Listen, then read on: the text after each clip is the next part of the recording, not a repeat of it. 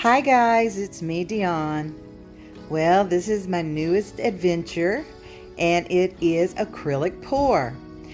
We've been working on our RV for a while now, and I needed a table that I could fold down, fold up, fold down, fold up, and I wanted it to look flowing. I wanted it to bring in nature. And to me, the most beautiful thing I've ever seen was the coral reefs when I went scuba diving. And when I was in the boat and peering down, and I could see the colors coming and going and coming and going. And so I wanted to recreate that.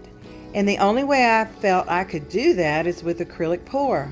So that's what I did. I studied up on acrylic pour, and this is what I created, my own little ocean of color, or sea of color.